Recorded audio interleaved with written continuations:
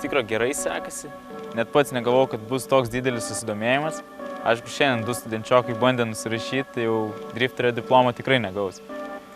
Apie sėkmę gali ir Ignas papasakot. Buvo gi varžybose, laimėjo. Kaip Norbė jau ir minėjo, puikiai sekasi dalyvauti varžybas. Iš vis dalyvavome 2 pro lygos etapas, iš kurių po kiekvieno parsivežėm po taurę. Tai norėčiau pagirti Klaipėdos organizatorius, kurie sukuria unikalius trofėjus. Taip pat norėčiau pasigirti ir savo automobiliu, kuris veikia visiškai be priekaištų.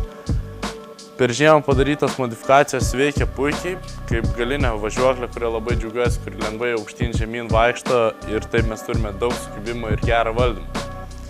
Žinoma, varžybose yra gana sunku dalyvauti, kadangi mūsų komanda yra maža, tačiau jos nariai visą darbą atlieka 100% gerai ir taip mes galime užimti geras vietas. Automobilis po varžybų liko visiškai sveikas ir darbų prie jo nėra.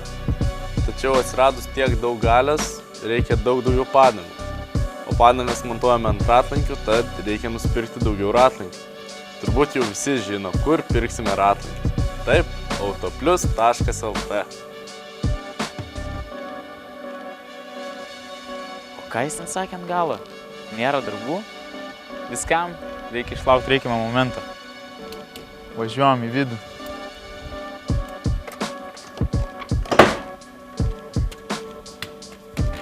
Oi.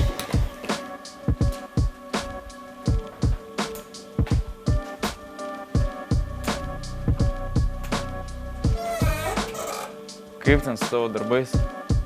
Nes aš jau į garažą kaip ir įvariau vieną BMW tokį. Noriu loko didelio, nes mokyklai irgi žmonės nori išmokti žiauriai šerti. Ir su galu kažkas yra, žiauriai šokinė. Galvoju, gal garaže rastum kokias spyruoklis įdėti. Darom, ne? Okei.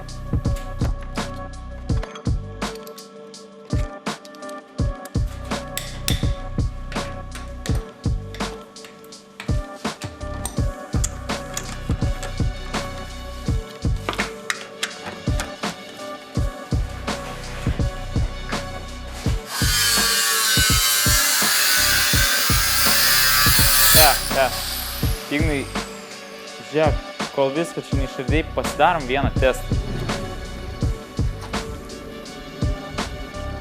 Išmatuojam, kiek turim dabar milimetrų galinėse padangose, nuėmam tada 15 sekundžių ir matuojam vėl.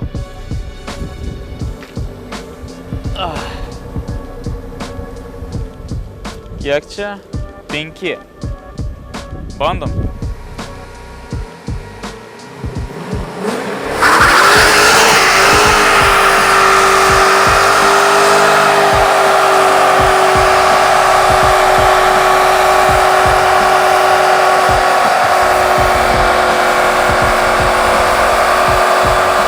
Laikas!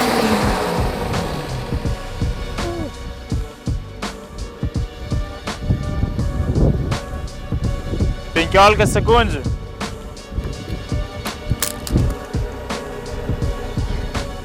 3,5. Tai per 15 sekundžių sudeginam 1,5 milimetrą. Čia reikia pagalvoti. Gesink variklį.